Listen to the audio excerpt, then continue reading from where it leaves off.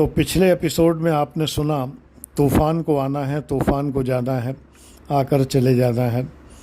तूफ़ान एक्सप्रेस से मैं इलाहाबाद से बरतना आता था, वहाँ से इलाहाबाद जाता था। तो अब उस पत्र की बात करते हैं जो इलाहाबाद विश्वविद्यालय से मुझे प्राप्त हुए। पहला पत्र मुझे प्राप्त हुआ कि आपको प्रवेश रसायन विज्ञान विभाग में एमएससी प्रीवियस के लिए दे दिया गया है। आप 1 जुलाई को आकर ये अपना प्रवेश की कार्यवाही पूरी कर लें। यदि आप 7 दिन तक प्रवेश की कार्यवाही पूरी नहीं करते हैं तो आपका प्रवेश निरस्त कर दिया जाएगा। मैंने 1 जुलाई को इलाहाबाद जाने की तैयारी पूरी कर ली। जैसा कि मैंने बताया था, पत्नी को मेरे संभावित विरह की वेदना बहुत सता रही थी, मुझे भी सता रही थी, लेकिन मैं पुरुष था, रो नहीं सकता था। कहते हैं कि मर्द को दर्द नहीं होता, मर्द रोते नहीं हैं, लेकिन पत्नी तो दिन रात रोती थी। हर समय उन्हें आंसू आते रहते थे क्योंकि मैं जाने वाला था। 1 जुलाई करीब आ रही थी। 30 जून को मैं इलाहाबाद के लिए ट्रेन में बैठा। पड़ोस की एक दीदी थी, उनको मैंने पत्नी के साथ कर दिया था क्योंकि मेरे जाने के समय पत्नी बहुत रो रही थी और बेहोश तक हो जा रही थी। तो घर में संभालने वाला कोई नहीं था, मेरी माँ जो है उन्हें संभाल नहीं पा रही थी। तो आखिरकार मैंने पड़ोस की एक दीदी थी, उन दीदी से कहा कि आप ज़रा सा मेरी पत्नी को संभालिए। वो घर आई, उन्होंने आके थोड़ा मेरी पत्नी को संभाला, उनके साथ रहीं, उस दिन रुकी उनके साथ में। और मैं इलाहाबाद के लिए तूफ़ान एक्सप्रेस से मैंने प्रस्थान किया।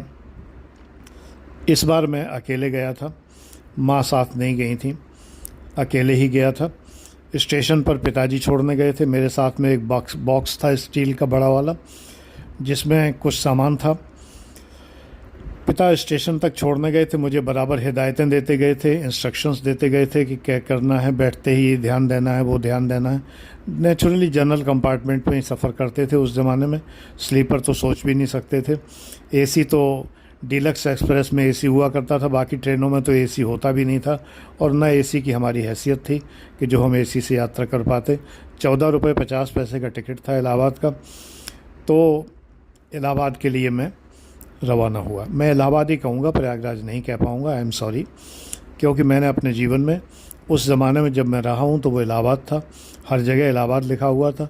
मेरी सारी यादें इलाहाबाद के साथ में हैं, प्रयागराज के साथ में नहीं हैं।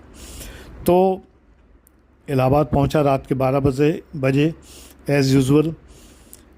स्टेशन पर कुछ लड़के मिले, वो सीज़न था एडमिशन का। उन्होंने कहा कि 12 बजे मत जाइए, हिंदू हॉस्टल से होके निकलना पड़ता है, और हिंदू हॉस्टल के पास जो है लूट हो जाती है, रिक्शे रुकवा लिए जाते हैं और वहाँ से यात्रियों से कुछ पैसा लूट लेते हैं। और मज़े की बात यह है कि बहुत थोड़ा सा धन लूटते हैं, जैसे कहेंगे 2 रुपये दे दो, 5 रुपये दे दो, 4 रुपये दे दो, 3 रुपये दे दो, पूरा पैसा नहीं लेते हैं। ये हिंदू हॉस्टल के वो लड़के हैं जिन्हें घर से खर्चा नहीं मिलता है, जिन्हें रहकर पढ़ना होता है, और ये रात को लूटपाट करते हैं। एग्जैक्टली यही बात थी, और ये सत्य भी थी। हिंदू हॉस्टल में पढ़ने वाले मेरे बाद में छात्रों ने बताया कि बहुत सारे छात्र वहाँ लूटपाट का काम भी किया करते थे। नेचुरली इलाहाबाद विश्वविद्यालय की छवि बिगाड़ने वाला काम था ये, लेकिन क्या किया जाए, होता था तो होता था। तो लूटपाट हो जाती थी रात के 12 बजे के बाद। तो मुझे सभी ने ये राय दी कि सुबह 5 बज जाए, 5 बजे तक प्लेटफॉर्म पर सोया जाए, रोका जाए। और सोने का एक तरीका भी है कि सामान जो है अपना क्लॉक रूम में रख दिया जाए। 50 पैसे लगते थे क्लॉक रूम में सामान रखने के।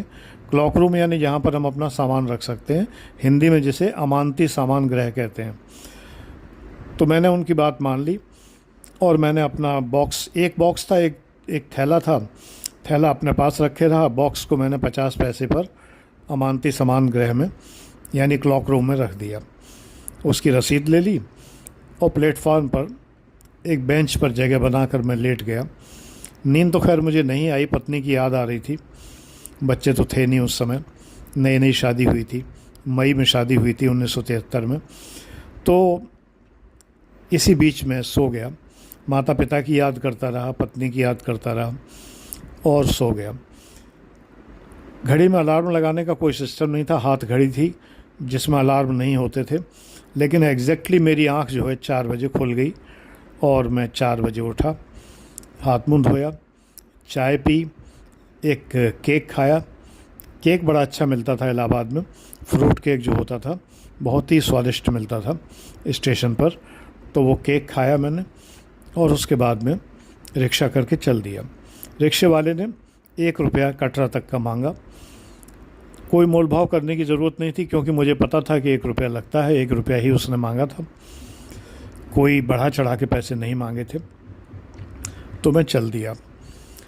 प्रातःकाल की शीतल हवा उस जून के महीने में मैं ले रहा था रिक्शे पर बैठा बैठा, और ग्लोबल वार्मिंग नहीं थी इतनी ज़्यादा उस ज़माने में, 50 साल से ज़्यादा हो चुके हैं, इतनी गर्मी नहीं होती थी जितनी आजकल होती है कि टेम्परेचर 40 डिग्री तो पहुंचता ही नहीं था, आज तो 47 पहुंच जाता है।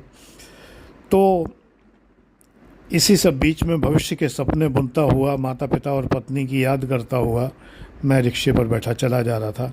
रिक्शा स्टेशन रोड से निरंजन सिनेमा, निरंजन सिनेमा के बाद पावर हाउस, पावर हाउस के बाद पुरुषोत्तम दास टंडन चौराहा, फिर उसके बाद सेंट जोसेफ, और उसके बाद फिर चर्च, और फिर उसके बाद मनमोहन पार्क, और फिर उसके बाद कटरा चौराहे पर मैं आ गया।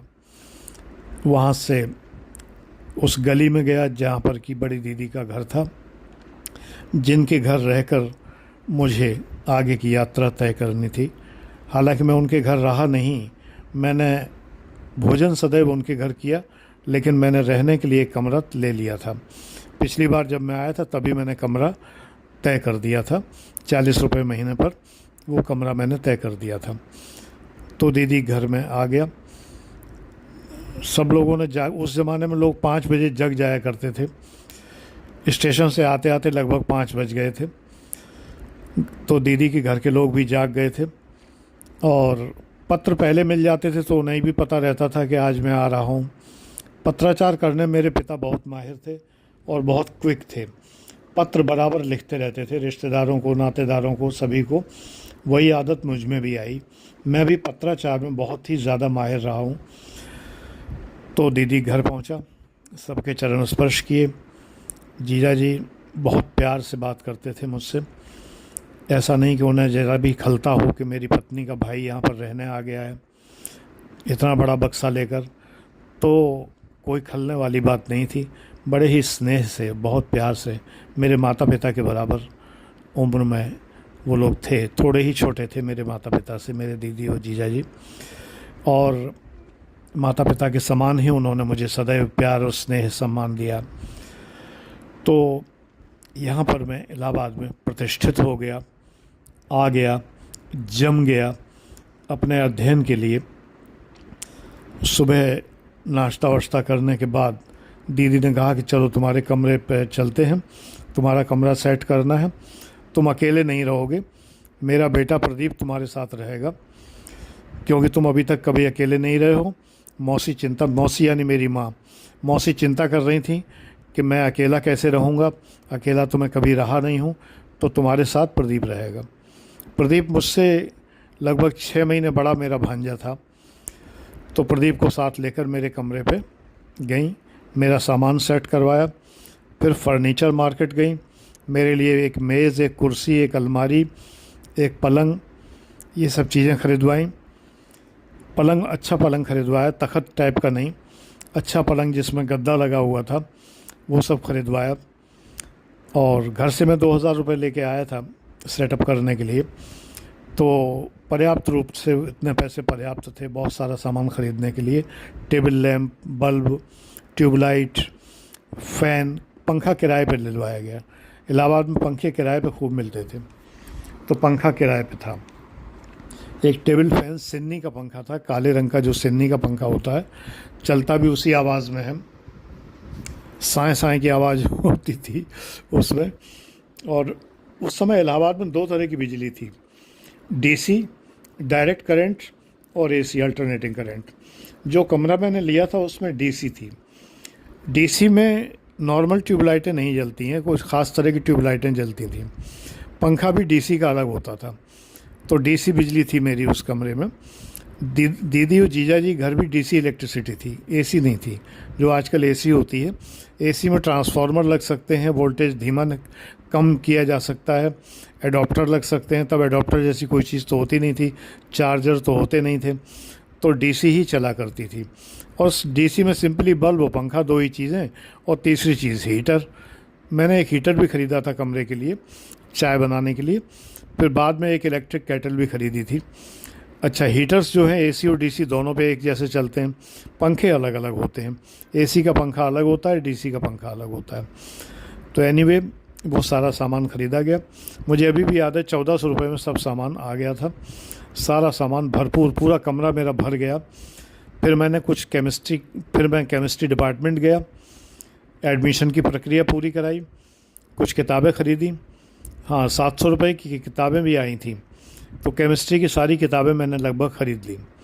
मैंने ये इंतज़ार नहीं किया कि अब फिज़िक्स में एडमिशन होगा या बीई में एडमिशन होगा, तो मैं इंजीनियर बनते बनते रह गया। केमिस्ट्री मैंने एडमिशन ले लिया, बाकायदा किताबें ख़रीद ली, कापियाँ ख़रीद ली, सब कुछ सामान ख़रीद लिया।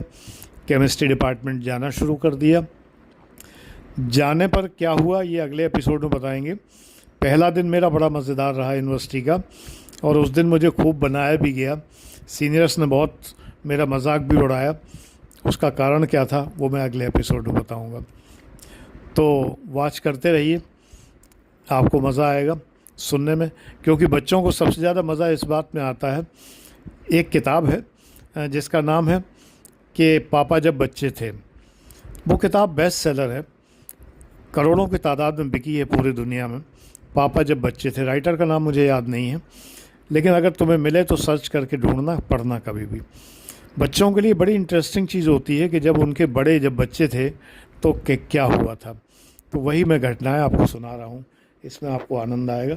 थोड़ा सा आगे बढ़ने दीजिए, फिर आपको जो है इसमें कुछ शिक्षाप्रद बातें भी मिलती चलेंगी। अभी थोड़ी भूमिका बन रही है, शिक्षाप्रद बातें भी मिलेंगी जब मैं पूरी तरह इलाहाबाद विश्वविद्यालय की बातें आपको बताया करूँगा।